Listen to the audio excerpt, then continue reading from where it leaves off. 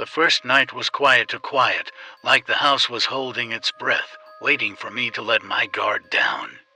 When my friend Amanda asked if I could house sit for her uncle, I didn't hesitate. The place was gorgeous to stories, nestled at the edge of a sleepy suburb, all sleek hardwood floors and vintage furniture. She even joked, "All you have to do is feed the cat and not burn the place down." Honestly, I thought I was hitting the jackpot. A stocked fridge, a king-sized bed, and a 65-inch TV.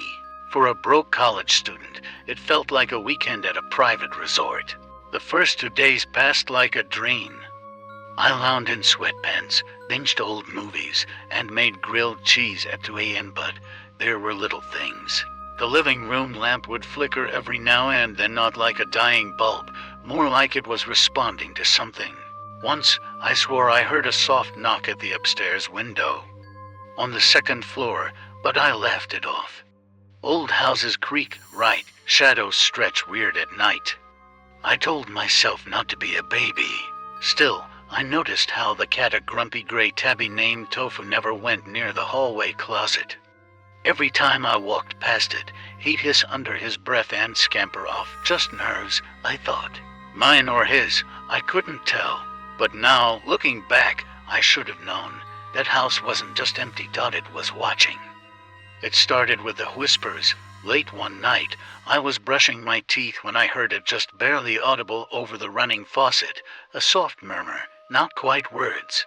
More like breathy syllables spoken just behind my ear. I froze, toothbrush hanging midair, and turned toward the hallway, empty, of course, but the air felt colder all of a sudden, like the house had exhaled. Then came the doors. I was always careful to lock up. Amanda told me her uncle was paranoid about break-ins, so every night I double-checked front door, back door, even the garage. Yet one morning I came down to find the back door wide open, swaying gently like someone had just stepped inside. I felt my stomach drop. I searched the entire house with a kitchen knife in hand.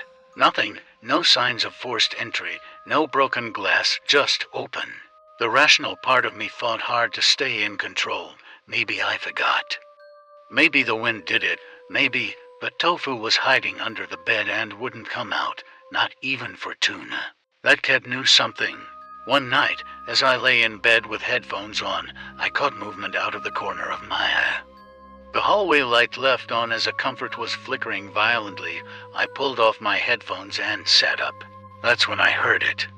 Footsteps, heavy, deliberate, coming down the stairs.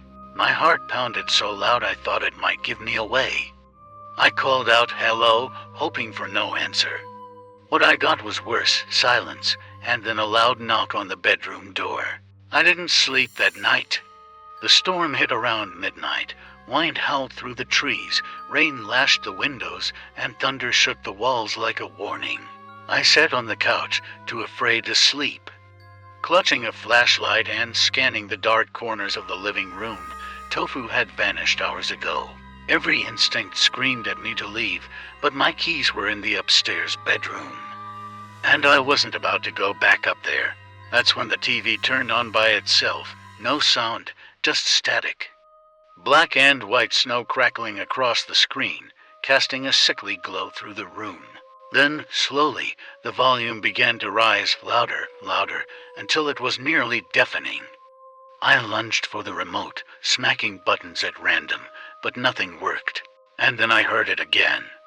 Whispers, not behind me this time, inside the static. I stepped back, heart pounding, as words began to form. "He's still in the house," my breath caught. A figure appeared in the TV's glow. Standing in the hallway, facing me, not moving, just watching. I ran. I didn't stop to grab my phone or my keys. I flung open the front door, rain soaking me instantly, and sprinted barefoot into the storm. I drove home the next morning with a friend. The house looked normal in daylight, quiet, harmless, but I know what I saw. Amanda later confessed her uncle always said the house had a presence. He'd sleep with the lights on. After he passed, no one wanted to stay there for long. Some houses aren't just old, they remember. And sometimes, when you're all alone, They want you to remember to. Sometimes it's not the dark you should fear, it's what watches you from inside it.